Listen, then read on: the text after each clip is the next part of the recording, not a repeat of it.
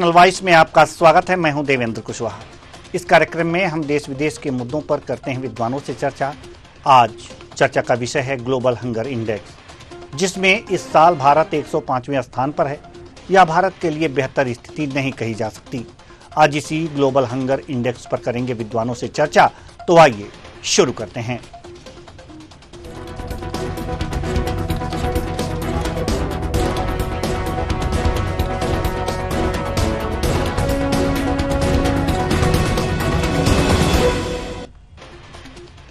Global hunger index यानी कि GHI की 2024 की लिस्ट में इस साल भारत 127 देशों में 105वें नंबर पर है।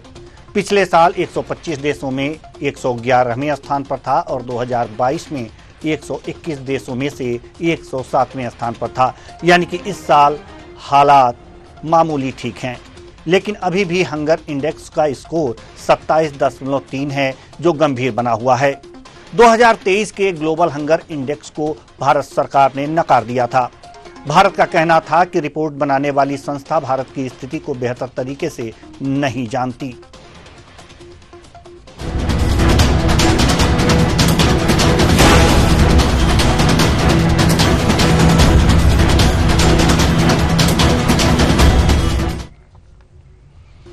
दो 2023 के ग्लोबल हंगर इंडेक्स को भारत सरकार ने इसलिए नकार दिया था कि श्रीलंका, बांग्लादेश और पाकिस्तान से ज्यादा भुखमरी भारत में दिखाई गई थी। अगर बात करें 2023 के ग्लोबल हंगर इंडेक्स की, तो 2023 की लिस्ट में दुनिया भर के 125 देशों में भारत को 111वां स्थान मिला था। लिस्ट में पाकिस्तान की रैंकिंग 102, बांग्लादेश की 81, नेपाल की 69 और श्रीलंका की 60 है। 28.7 स्कोर के साथ भारत में भुखमरी की स्थिति को गंभीर बताया गया था। भारत सरकार ने इस रिपोर्ट को गलत और भ्रामक बताया था। महिला एवं बाल विकास मंत्रालय ने कहा था कि ग्लोबल हंगर इंडेक्स भारत की वास्तविक स्थिति को नहीं दर्शाता है। भारत ने आरोप लगाया कि यह देश की छवि खराब करने का प्रयास है। अब आते हैं 2024 के हंगर इंडेक्स की। वहीं ताजा जारी ग्लोबल हंगर इंडेक्स 2024 में भारत को 105वें स्थान पर रखा गया है। यह स्थिति पाकिस्तान के 109वें स्थान से बेहतर तो है, लेकिन श्रीलंका, नेपाल और बांग्लादेश से खराब स्थिति दर्शाती है। इस इंडेक्स में नेपाल 68, श्रीलंका 56 और बांग्लादेश 84वें स्थान पर है। यानी कि इन देशों की हालत हमसे बेहतर है। अब आइए आपको हम कुछ ट्वीट दिखाते हैं। वो ट्वीट यह बताने के लिए काफी होंगे कि अब इस हंगर इंडेक्स को लेकर के भारत में जो प्रमुख विपक्षी दल है, कांग्रेस और मध्य प्रदेश के पूर्व मुख्यमंत्री दिग्विजय सिंह ने निशाना साधा है सरकार पर। यानी कि अभी जो यहां पर भुखमरी की स्थिति है वो 13.7% है। आप देख सकते हैं कि ट्वीट के जरिए यानी कि एक्स पर पोस्ट के जरिए कांग्रेस के नेता दिग्विजय सिंह ने सरकार पर निशाना साधा है। आज हम इसी हंगर इंडेक्स पर चर्चा करेंगे और चर्चा के लिए हमारे साथ जो मेहमान जुड़े हुए हैं उनसे आपका परिचय करा दें। मनीष अग्रवाल जी, राजनीतिक विश्लेषक, बहुत बहुत स्वागत है आपका हमारे इस कार्यक्रम में। सुरेंद्र भाटिया जी, आपका भी बहुत बहुत स्वागत है हमारे इस कार्यक्रम में। आदित्य नारायण उपाध्याय जी, आपका भी बहुत बहुत स्वागत है हमारे इस कार्यक्रम में। साथ ही साथ हमारे साथ एक विशेष मेहमान भी जुड़े हुए हैं, फूडमैन विशाल सिंह जी, जो रोटी के साथ रोजगार मुहिम चला रहे हैं। साथ ही साथ पिछले 16 साल से कैंसर पीड़ित 1000 जरूरतमंदों को भोजन भी दे रहे हैं। तो और सबसे बड़ी बात यह है कि हंगर फ्री वर्ल्ड के चेयरमैन हैं फूडमैन विशाल सिंह जी। तो चलिए मेहमानों के साथ हम बात तो करेंगे, लेकिन हम जो GFX1 अगर जो आप दिखाएं तो हम कुछ जरूर हम अपने दर्शकों को जरूरी चीजें, ये 60वें स्थान पर श्रीलंका, नेपाल 69वें स्थान पर 2023 में था, बांग्लादेश 81वें स्थान पर था और पाकिस्तान 102वें स्थान पर था। भारत 111वें स्थान पर था। यानी कि ये जो हंगर इंडेक्स है, ये जो हंगर इंडेक्स जो कि एनजीओ बनाती है और इस पर रैंकिंग करती है, इसको भारत सरकार ने पिछले साल नकार दिया था। भारत सरकार ने कहा था कि यह देश की छवि खराब करने की कोशिश है, और सही भी है कि क्या हमारी स्थिति पिछले साल पाकिस्तान से बदतर थी, क्या बांग्लादेश से बदतर थी, क्या हम अपने लोगों को भोजन नहीं दे पाते थे, क्या श्रीलंका की स्थिति सही थी, ये सारे इंडेक्स, क्या नेपाल की स्थिति, ये ऐसे पड़ोसी देश हैं नेपाल, श्रीलंका, जहां भारत मदद करता है, भारत अनाज भेजता है, और इनकी स्थिति सही है और भारत की स्थिति इनके खराब है। वास्तव में इस पर संदेह होता है, इस ग्लोबल हंगर इंडेक्स पर संदेह होता है जो 2023 में बनाया गया था। हालांकि पार्टियां यह भी कहती हैं कि 2014 में ग्लोबल हंगर इंडेक्स पर 55वां स्थान था और अब 2024 में 105वें स्थान पर आ गया। जरा GFX2 प्ले कीजिए, हम अपने दर्शकों को और भी कुछ बताना चाहते हैं। ये श्रीलंका 56वें स्थान पर, स्कोर देख लीजिए, स्कोर नीचे है। नेपाल का स्कोर 14.7 और GHI स्कोर बांग्लादेश का 19.4 और भारत का 27.3, यानी कि GHI स्कोर यानी कि ग्लोबल हंगर इंडेक्स का स्कोर जो है वो हमारे इन देशों से बहुत खराब है, यानी कि चिंताजनक है, चिंताजनक बताया जा रहा है, गंभीर है, चिंताजनक है, और इन लोगों का सही है। नेपाल की स्थिति जो दिखाई जा रही है, पाकिस्तान की स्थिति दिखाई जा रही है। हां, पाकिस्तान की स्थिति इस बार ग्लोबल हंगर इंडेक्स में भारत के बाद दिखाई गई है, यानी कि 27.9 है उसका स्कोर और भारत का 27.3। तो आप इसको देख सकते हैं कि क्या स्थिति है। पाकिस्तान का कम दिखाया गया है, लेकिन अगर जो यह देखा जाए नेपाल, बांग्लादेश, श्रीलंका, क्या इनसे भी हम कम हैं? आज इसी मुद्दे पर हम चर्चा करेंगे और एक बार फिर हम आपको अपने मेहमानों से परिचय करा दें। मनीष अग्रवाल जी राजनीतिक विश्लेषक, सुरेंद्र भाटिया जी राजनीतिक विश्लेषक, आदित्य नारायण उपाध्याय जी वरिष्ठ पत्रकार, फूडमैन Vishal Singh ji hunger free world के चेयरमैन, विशेष मेहमान हमारे साथ। सभी मेहमानों का बहुत बहुत स्वागत है हमारे इस कार्यक्रम में। फूडमैन विशाल सिंह जी के बारे में हम आपको बता दें कि ये पिछले 16 साल से कैंसर पीड़ित 1000 जरूरतमंदों को भोजन दे रहे हैं। दूसरी बात, रोटी के साथ रोजगार की मुहिम चला रहे हैं। बहुत अच्छी बात है, भारत के लिए इन्होंने ये बीड़ा उठाया हुआ है। आगे भी बहुत सी बातें इनसे होंगी, इनसे चर्चा होगी, लेकिन उससे पहले मनीष अग्रवाल जी से हम शुरुआत करेंगे। मनीष अग्रवाल जी, सवाल यहां पर यह है कि जो ये ग्लोबल हंगर इंडेक्स है, पिछले साल सरकार ने नकार दिया था, इस बार पाकिस्तान से बेहतर स्थिति तो दिखाता है, लेकिन नेपाल, श्रीलंका और बांग्लादेश से खराब स्थिति भारत की बताता है। आपको हास्यास्पद नहीं लगता? मैं ग्लोबल हंगर इंडेक्स जैसी रिपोर्टों का ना कभी समर्थन करता हूं ना कभी मानता हूं। ये एक विचारधारा के रूप में बनाई जाती है, इनके डेटा की कोई सैनिटी नहीं है। आज आप देखिए, भारत जैसा देश कोविड के बाद से 80 से 85 लोगों को मुफ्त राशन मुहैया करा रहा है। इतनी बड़ी राशन की स्कीम दुनिया में कोई नहीं है। भारत का जो पीडीएस सिस्टम है, इतनी बड़ी स्कीम की दुनिया में कोई नहीं है। तो ये सब ग्लोबल हंगर इंडेक्स बनाते हैं, ये विदेशी एजेंसियों से फंडेड एजेंसियां होती हैं, ये एक विचारधारा को आगे लेके चलते हैं, इसकी छवि खराब करना चाहते हैं। भारत का कंपैरिजन बांग्लादेश, श्रीलंका जैसे देशों को करते हैं, तो इन सब देशों की मिला के जो आबादी है उसके साथ तो भारत फ्री में राशन कैसे ही डिस्ट्रीब्यूट कर रहा है। आप इन देशों की अर्थव्यवस्था देखिए, बांग्लादेश में अभी क्या हुआ था, श्रीलंका में कुछ दिन पहले क्या हुआ था, पाकिस्तान आर्थिक रूप से कैसा है पूरी दुनिया के सामने। लेकिन फिर भी ये एक मुहिम चलाई जाती है, लेकिन और भारत इस मुहिम का कभी समर्थन नहीं करता।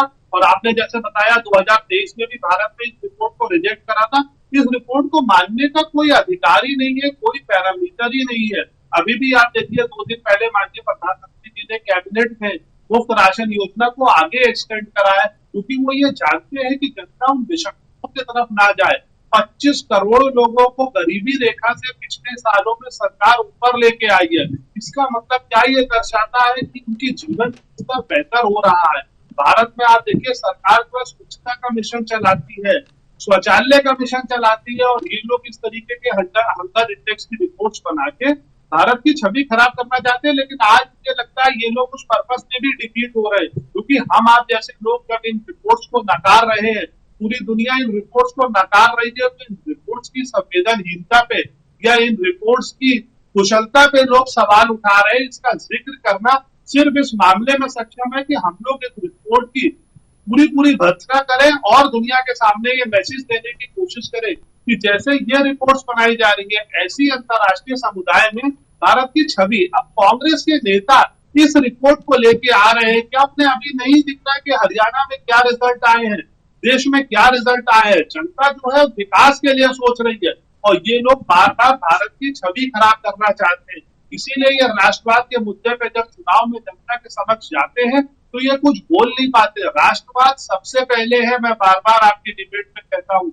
आज आप देखिए, मोहन भागवत जी ने जो संबोधन करा है दशहरे पे, उन्होंने ये कहा है कि आज गणेश पूजा पे पत्थरों की वर्षा हो रही है, हमें इसको रोकना होगा, क्योंकि पुलिस जब तक आती है तब तक तो हमारी जनता इससे परेशान होती है। तो हमें इस तरीके की असामाजिक तत्वों को रोकना होगा। और ये ग्लोबल हंगर इंडेक्स जैसी जो रिपोर्ट है ना, ये भी इस तरीके की असामाजिक गतिविधियों को ही बढ़ावा देने के लिए है। भारत स्वयं में सक्षम था। भारत को ऐसी किसी रिपोर्ट की, किसी और पैरामीटर की जरूरत नहीं है। आज आप देखिए, प्रधानमंत्री मोदी जी का जो विश्व में सम्मान है, ऐसी किसी रिपोर्ट की प्रासंगिकता मुझे नहीं लगती भारत में है। मैं इस रिपोर्ट को पूर्णतः खारिज करता हूँ। भारत एक बहुत बढ़िया आत्मनिर्भर देश बनने की ओर अग्रसर है, जो आगे चल के आप देखिएगा कि इन रिपोर्टों का कोई अस्तित्व नहीं रह जाएगा, कोई इनको जानने वाला नहीं रहेगा, कोई इनको पढ़ने वाला नहीं रहेगा। जी, हम अब रुख करेंगे हुडमैन विशाल सिंह जी की तरफ, जो कि हंगर फ्री वर्ल्ड के चेयरमैन हैं। विशाल जी, सवाल यहां पर यह है कि ग्लोबल हंगर इंडेक्स की रिपोर्ट आई है और आप जो है पीड़ितों को, जो भूखे हैं, उनको खाना खिलाने का काम पिछले 16 साल से कर रहे हैं, रोटी के साथ रोजगार मुहिम भी चला रहे हैं। आपको इस हंगर इंडेक्स पर कितना विश्वास है?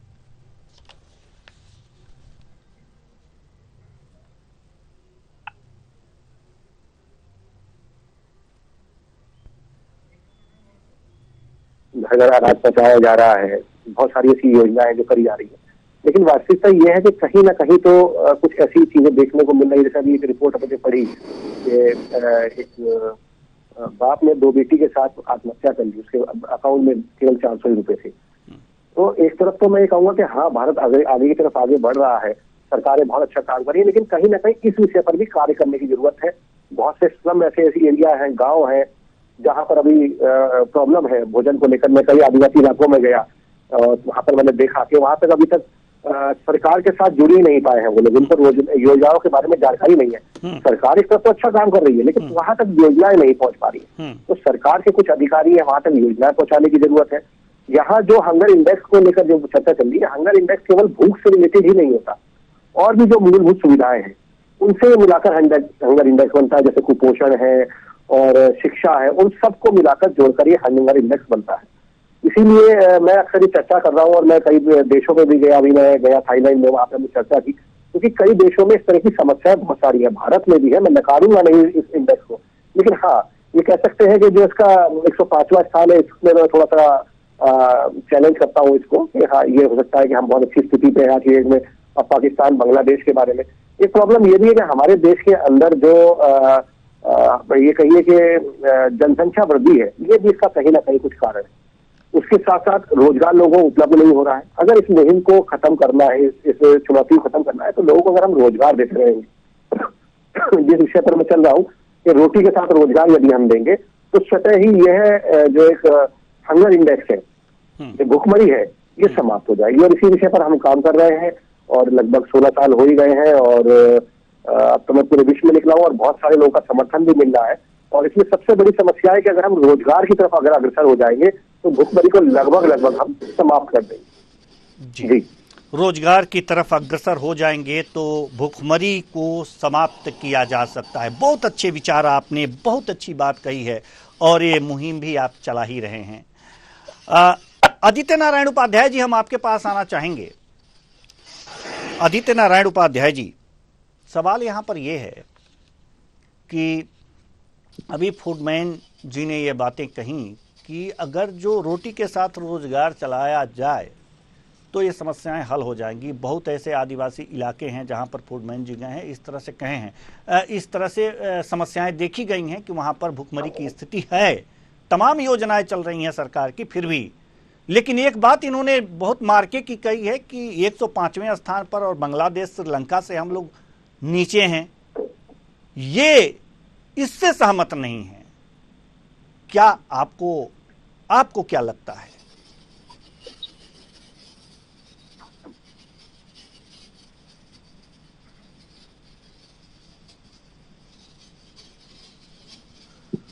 आपकी ऑडियो हमारे पास नहीं आ पा रही है। आपकी आवाज, जी, अगर अब आवाज आ रही है? बिल्कुल बिल्कुल अब आ रही है जी। मेरा कहना इसमें यह था कि विचार किस दृष्टि से किया जा रहा है इसको देखना इम्पोर्टेंट है। दरअसल हमारे मन में यदि आज भी स्वास्थ्य की बात होती है तो हम विचारधारा की बात करने लगते हैं। हम विपक्ष की बात हैं, हम सरकार की कार्यप्रणाली पर, सरकार की महानता की लगते हैं। जबकि ये जो आंकड़े आए हैं इससे हमें निश्चित तौर पर गंभीरता से हमारे अपने लोगों के स्वास्थ्य के बारे में विचार करना चाहिए। और ये डिबेट भी मुझे लगता है कि इस डिबेट का मकसद यही है। दरअसल श्रीलंका, नेपाल, म्यांमार, बांग्लादेश की जो बात हो रही है हमसे बेहतर है, वो इसलिए है कि हमारे देश में लोगों का ध्यान किस ओर आकृष्ट किया जाता है। जो अब आप ये देखें कि शराब के ऊपर, मोबाइल के डेटा के ऊपर, पेट्रोल के ऊपर और पहनावे के ऊपर हम जो आम शहरी है वो अपनी इनकम का कितना प्रतिशत खर्च करता है और संतुलित भोजन के ऊपर कितना खर्च करता है, इस बात पे गहराई से विचार होना चाहिए। और दरअसल सबसे बड़ी बात यह है कि सरकारी अमले की सबसे बड़ी जिम्मेदारी ये है कि समाज कल्याण विभाग, महिला बाल विकास विभाग और स्वास्थ्य विभाग कि क्या खाना संतुलित तौर पर कितना जरूरी है इसका सर्वाधिक प्रचार किया जाए। आज हमको पता है 100 में से 99 लोगों को यह पता नहीं है कि मुझे कितना और क्या कब खाना चाहिए। क्या स्वास्थ्य अमला, क्या सामाजिक विभाग जो है वो अभी आज तक हम अपने लोगों तक ये डेटा ही नहीं पहुंचा पाए। जिसके पास घी ज्यादा है वो घी खा रहा है, जिसके यहाँ मठा होता है वो मठा पी रहा है, जिसके यहाँ बेसन होता है वो बेसन ही ज्यादा खा रहा है, जिसके यहाँ फल होता है वो फल ही फल खा रहा है। इससे स्वस्थ नहीं होता व्यक्ति। स्वस्थ होने के लिए क्या संतुलन चाहिए डाइट में, इसका प्रचार प्रसार होना निहायत जरूरी है। अब ये देखें कि महिलाओं में 58% महिलाएं ऐसी हैं, युवा महिलाओं में, जिनको एनीमिया से पीड़ित है। एनीमिया का मतलब यह है कि खून की कमी। अब इसके लिए विचारधारा क्या काम कर सकती है? इसका विचारधारा से क्या लेना देना है? इस बात का यह संदेश है कि हमें अपने घर की महिलाओं को कैसे स्वस्थ रह सके, और महिलाएं स्वस्थ रहेंगी तो बच्चे स्वस्थ रहेंगे। अधिकांश बहुत सारी युवा महिलाएं जो है वो स्तनपान कराती हैं बच्चों को। स्तनपान कराने वाली महिला को क्या खाना चाहिए ये तो हमें तय करना है, पर उसको अवेयर तो करना पड़ेगा।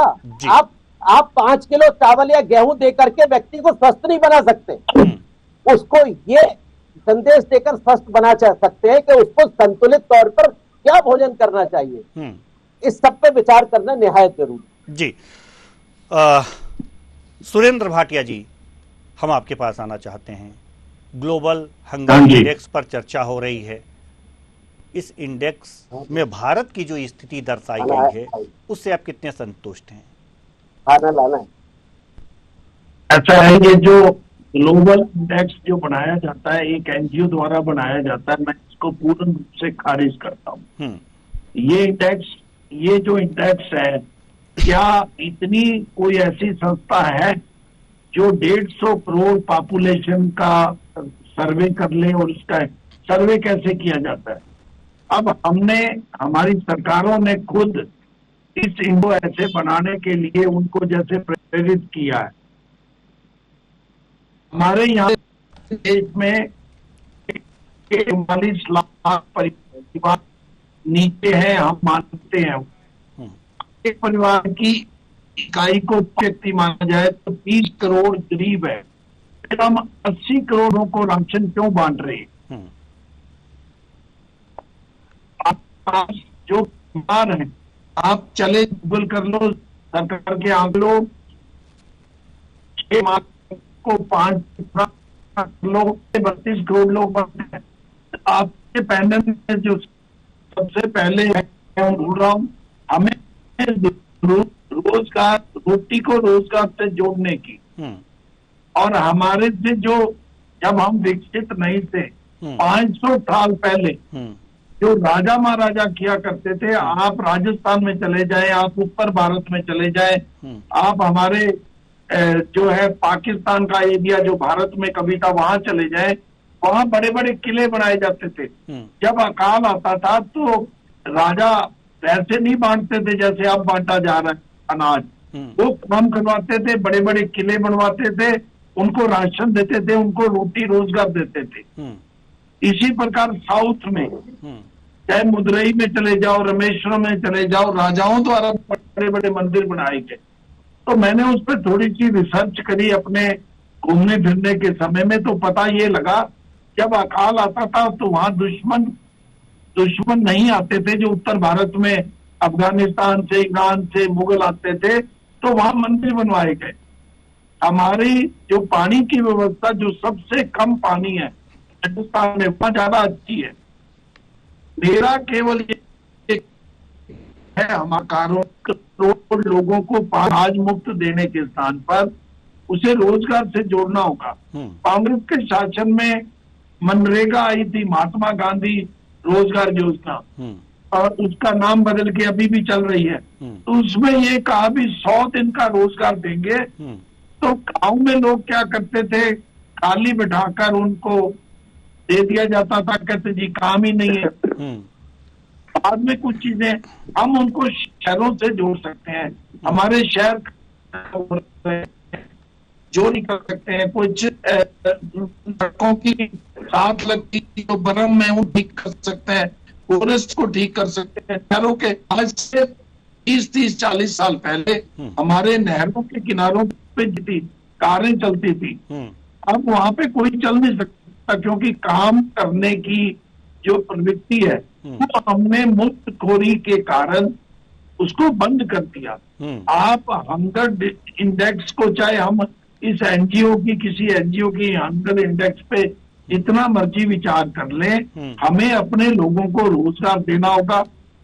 और जब रोजगार होगा, जो बात न्यूट्रिशन की कर रहे थे, महिलाओं की कर रहे थे, ये बाद में आता है। पहले उनके पास रोजगार होगा, रोटी होगी तो न्यूट्रिशन भी होगा। ये सब जो बातें हैं न्यूट्रिशन वाली, ये शहरी लोगों की, पढ़े लिखे लोगों की जो जनरेशन है। जब पुराने जमाने में गांव में जो लोग रहते थे, कोई भूखा नहीं मरता था, चाहे जहां अनाज नहीं भी होता था तो भी नहीं मरता था।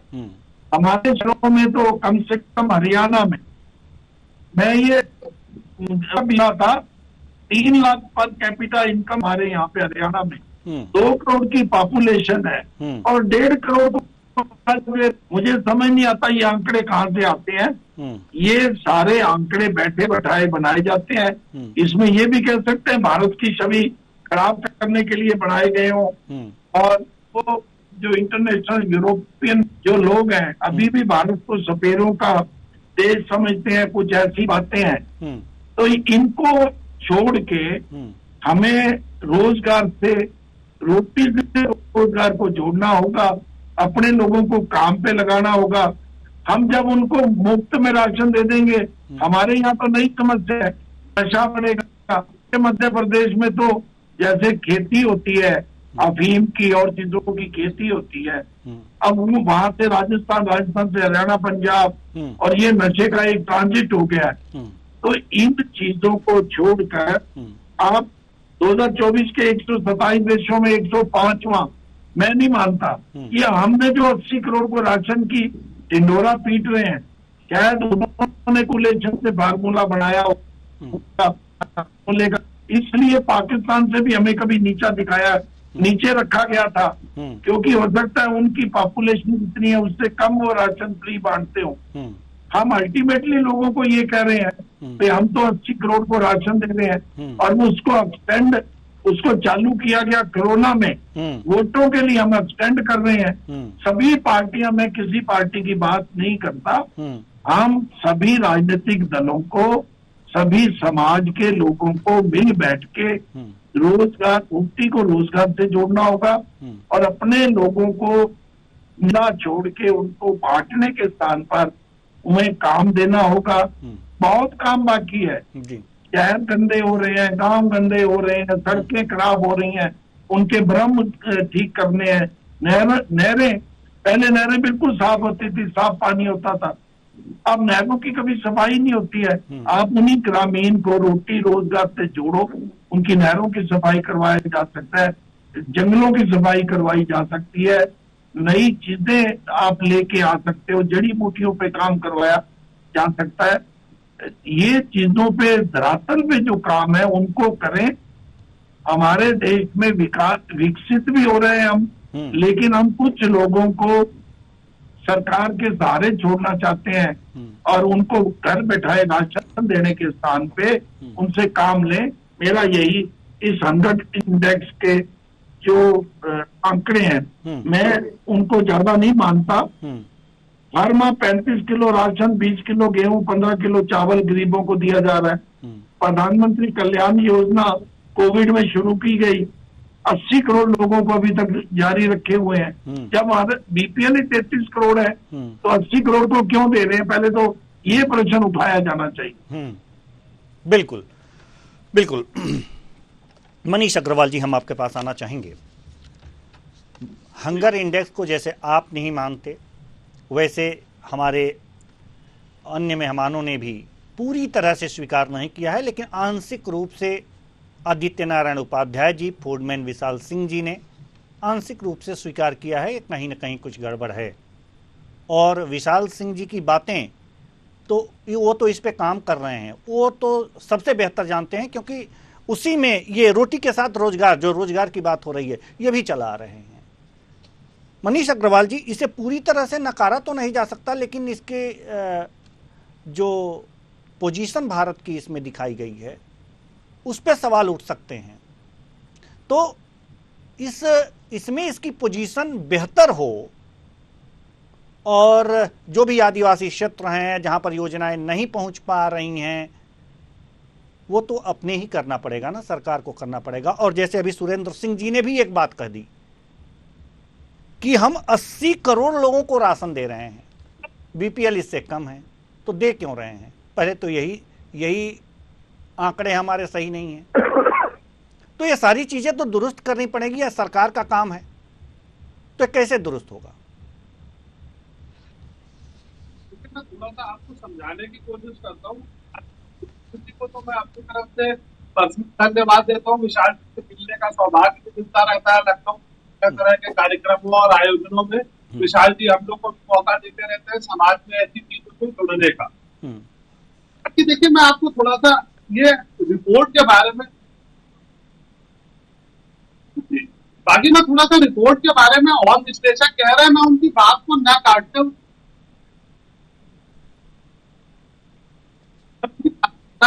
आपको ये समझाने की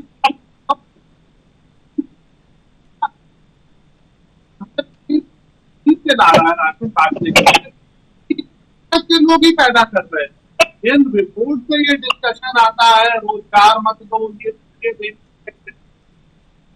खत्म होती है, ऐसी समस्याएं मैं देखी कि अब खत्म हो गई है, लेकिन आज बहुत कम हो गई है। राजनीतिक जो राशन बांटा जा रहा है ये भारत करते हैं। मनीष जी आपकी आवाज प्रॉपर नहीं आ पा रही है, इसलिए हम थोड़ी देर बाद आपके पास आएंगे। कुछ तकनीकी खामी आ गई है, इस कारण आपकी आवाज नहीं आ पा रही है। तो हम रुक करेंगे फूडमैन विशाल सिंह जी की तरफ, हंगर फ्री वर्ल्ड के चेयरमैन हैं।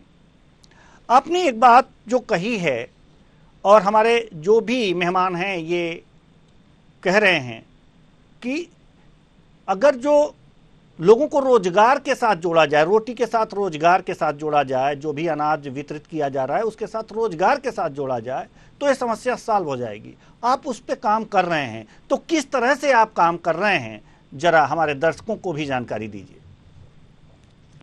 देखिए, इस मुहिम को करते करते तो सेवा करते करते तो लगभग 16 साल हो ही गए। इसके बीच मैंने ये देखा कि केवल फ्री राशन बांटने से या फ्री रोटी देने से काम नहीं चल पाएगा, और सारा ठीकरा यदि हम सरकार के ऊपर फोड़ देंगे तब भी नहीं हो पाएगा। सरकार और बहुत से जगह पर आगे बढ़ रही है, विश्व में नाम हो रहा है, तो कुछ जिम्मेदारी हमें भी उठानी पड़ेगी, कुछ जिम्मेदारी सामाजिक संगठन को भी उठानी पड़ेगी। एक मैं भी सामाजिक संगठन ही चला रहा हूँ, तो मैंने इस चीज को देखा कि केवल जैसे अभी आप कह रहे थे कि फ्री राशन बांटना, मैं इसके समर्थन में नहीं।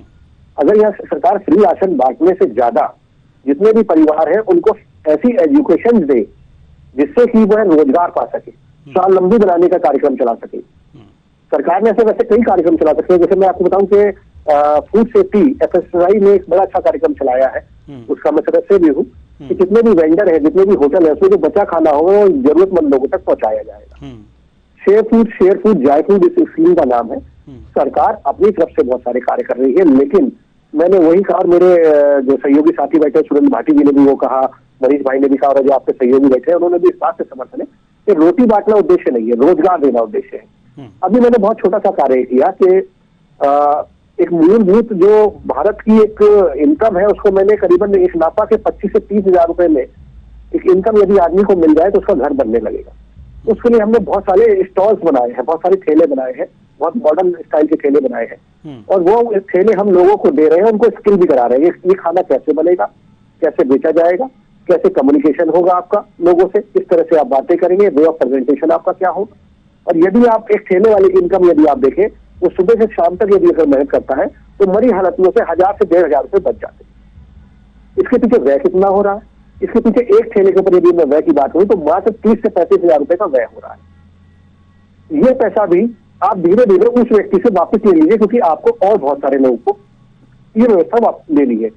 जो आदमी रोज के 1000 से 1500 रुपए निकाल रहा है, यदि आप उससे रोज 100 से 200 रुपए उस ठेले की इनकम का वापस लेंगे तो जाहिर सी बात है हंसते वो आपको वापस दे देगा।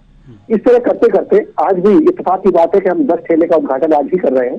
तो इस तरह छोटे छोटे वेंचर चलाकर, छोटी छोटी विंग बनाकर, यदि हम जो लोग आज की डेट में भोजन के लिए परेशान है, यदि उनको स्किल देंगे, उनको समझाएंगे, उनको रोजगार मुहैया कराएंगे, उनको इस आधुनिक सभ्यता में जोड़ेंगे, ऐसे बहुत सारे रोजगार है। तो मैं कहूंगा सरकार जो काम कर रही है अच्छा कर रही है, लेकिन रोटी बांटने से, अनाज बांटने से अच्छा है यदि वो स्किल डेवलपमेंट पे काम करे। हर घर स्किल डेवलपमेंट पे काम करे, और उस घर के एक एक आदमी को, जैसे MSME विभाग ने भी बड़ा अच्छा काम किया उत्तर प्रदेश के अंदर, लेके जा रहे हैं, घर घर जा रहे हैं, गांव जा रहे हैं, उन गांव की चीजों को लेके आ रहे हैं, इंटरनेशनल लेवल तक ले जा रहे हैं। तो इस तरह के यदि हम काम करेंगे, जब मेरे जैसा एक आदमी जिसकी कोई व्यवस्थाएं नहीं है, मैंने ये वादा किया अपने आपसे, मैं पूरे विश्व में भी निकला हूं, मैंने आपसे कहा सरकार की थोड़ी भी मदद हम जैसे लोगों को मिल जाएगी तो हम अपने विजन के लिए, हम 24 घंटे हम अपनी सैलरी के लिए काम नहीं कर रहे हैं कि हमें सुबह 10 बजे से लेकर 5 बजे तक का अपना समय पूरा करना है। हम 24/7 रोड पर हैं,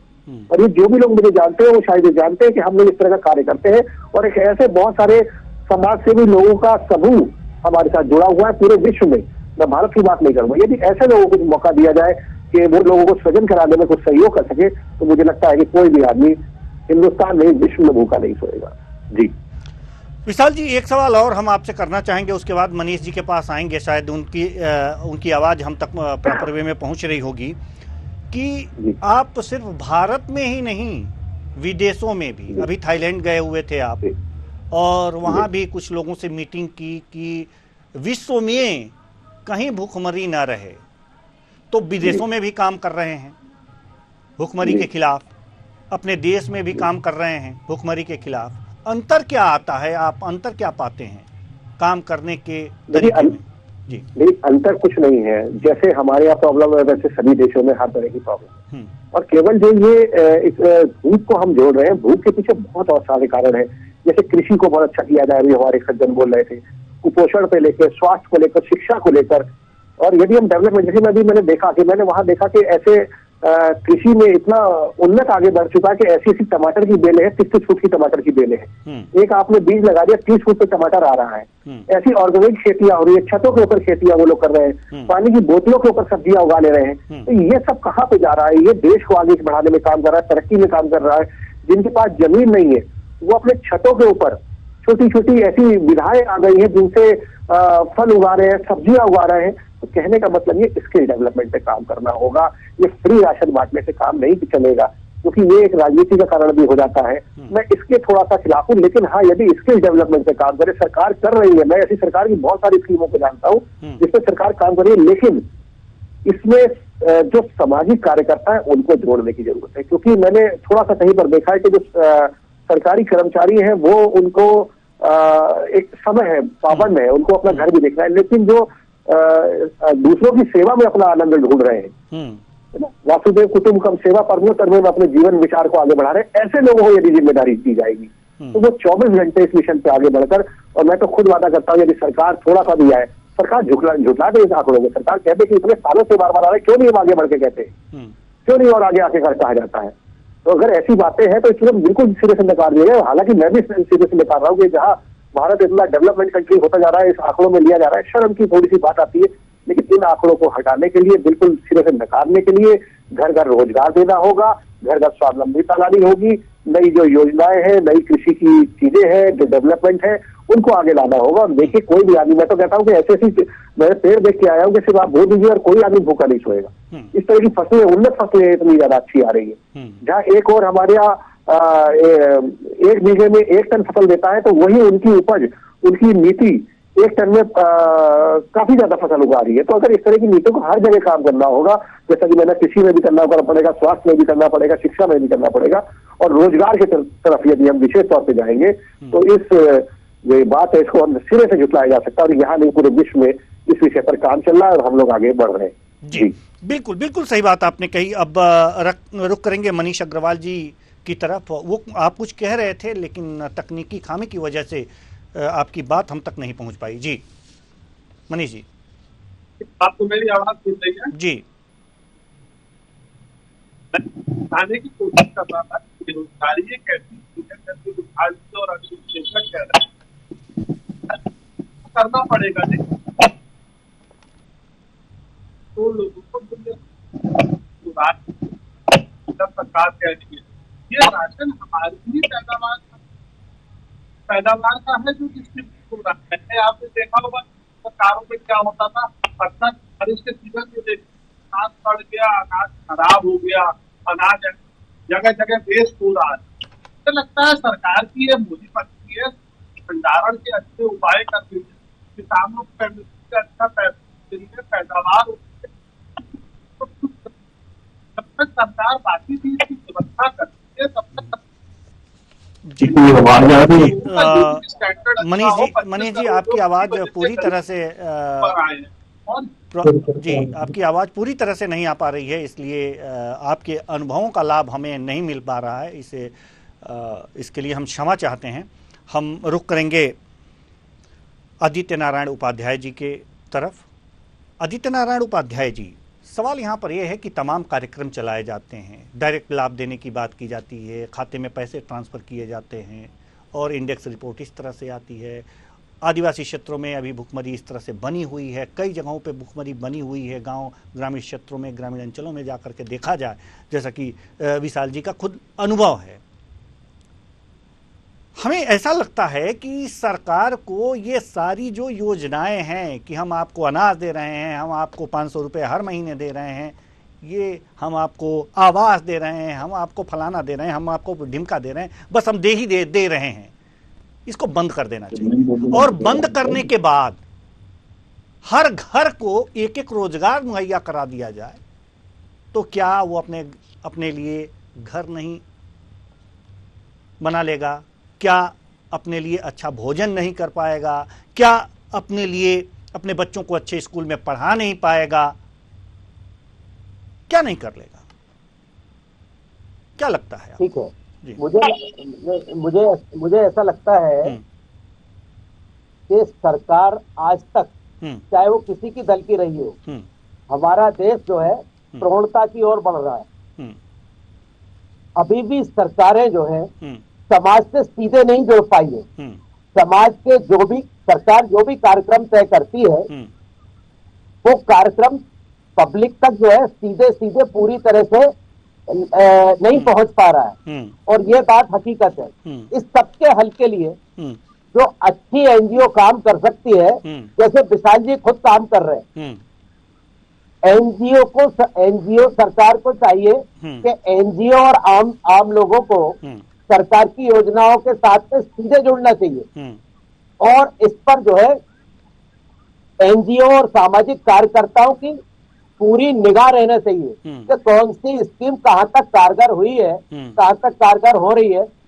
होता ही है, एनजीओ के माध्यम से भी जब कोई सरकारी प्रोजेक्ट आते हैं तो वो एनजीओ बाजी मार ले जाती है जो एनजीओ है ही नहीं। तो दरअसल क्या है कि एनजीओ उद्योग का हिस्सा है। एनजीओ उद्योग वो है जिनके अंदर समाज की सेवा की कोई भावना नहीं है, केवल पैसा कमाने के लिए और सरकारी योजनाओं का लाभ लेने के लिए वो अपनी सेटिंग करते हैं बड़े स्तर पर, राजनीतिक स्तर पर, दूसरे तरीके से पैसा देन लेन करके वो बड़े बड़े प्रोजेक्ट हासिल कर लेते हैं, और जिस तरीके से सरकारी अमला सरकार के प्रोजेक्ट को सफल करने में नाकाम होता है, उसमें ये लोग सहयोगी हो जाते हैं। इसलिए विशाल भाई जो काम करते हैं, ऐसी और बहुत सारी जो है एनजीओ है जो वास्तव में विश्वसनीय तौर पर काम कर रही है, उनको मौका दिया जाना चाहिए, और वो मौका नहीं ले पाते।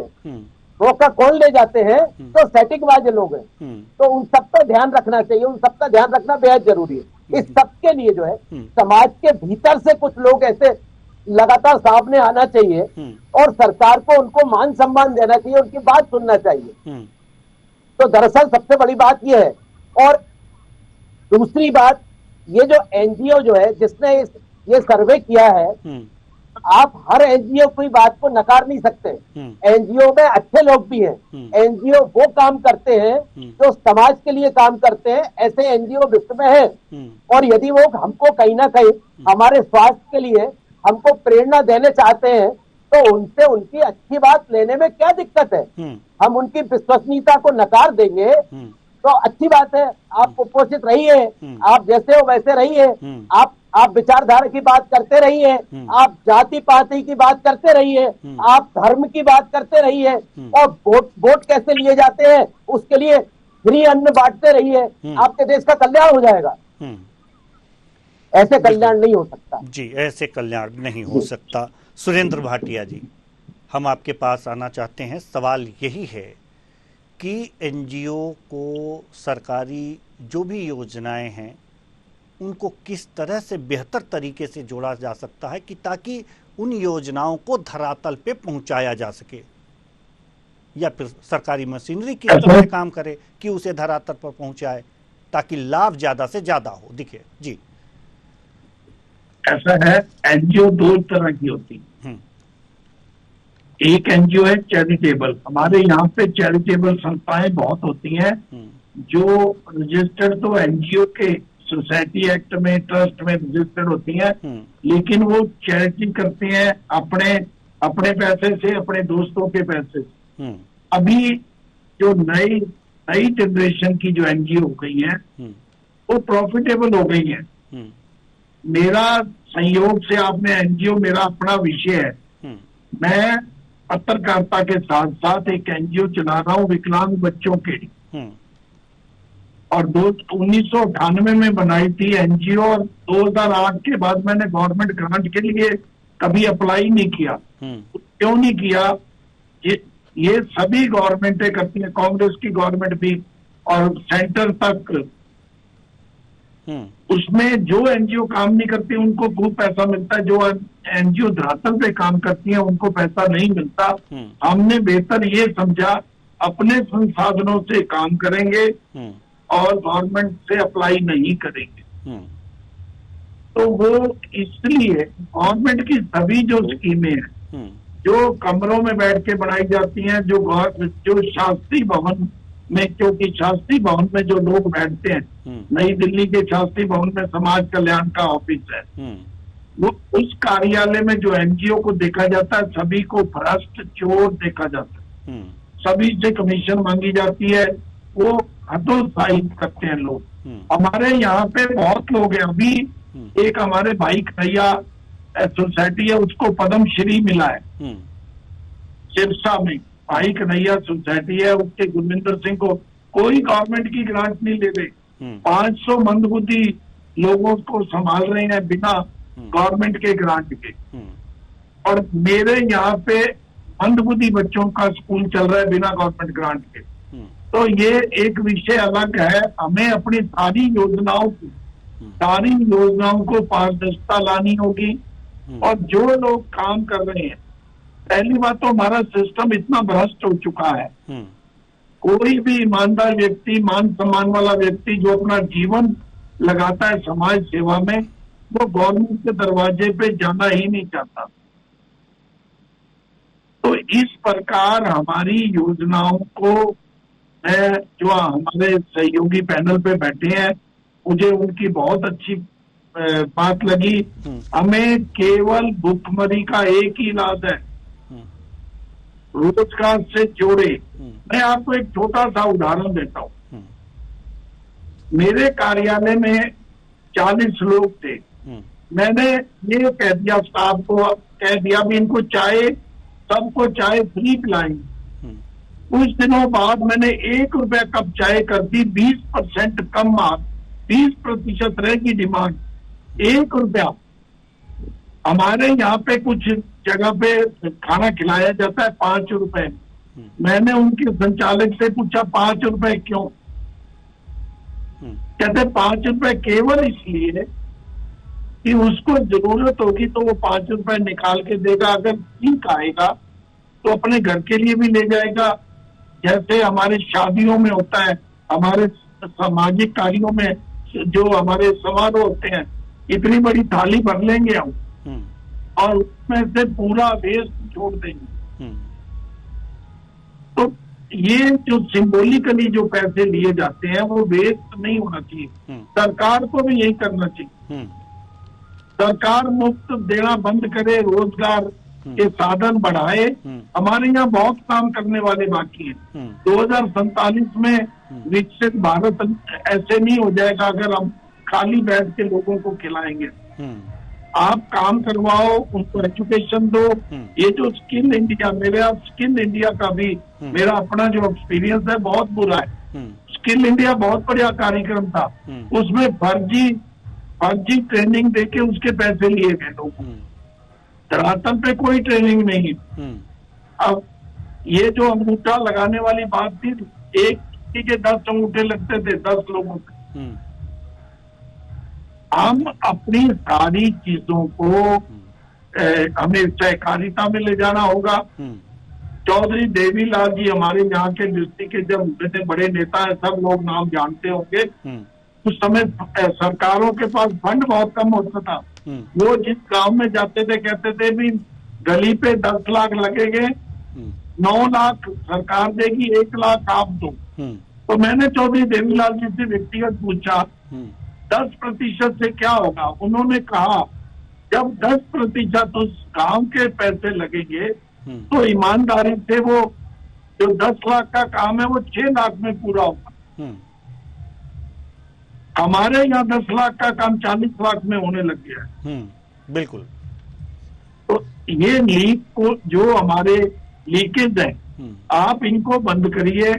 आप रोटी को रोजगार से जोड़िए, कोई भूखा नहीं मरेगा। हिंदुस्तान में बहुत ज्यादा काम करने की शक्ति है, लेकिन हम वोटों के लिए अगर कोई स्कीमें चलाएंगे, फ्री देना बंद कर दे, जहां जरूरत है वहां दे। इलाज की जरूरत है, एजुकेशन की जरूरत है जी। आप एजुकेशन फ्री कर दो, पढ़ाओ लोगों को फ्री। तो ये चीजें लाने की जरूरत है। मेरा केवल ये कहना है कुछ एनजीओ बहुत अच्छा काम हमारे देश में कर रही हैं और कुछ एनजीओ केवल सरकार के फंड के लिए काम कर रही हैं और इस सारी चीजों को समाज को भी समझना होगा और सरकारों को समझना होगा कि हमारे फंड मिसयूज ना हो। अब उसके लिए उनकी भागीदारी कर दो। बहुत सरकारें बहुत चीजों में भागीदारी करती हैं। ठीक।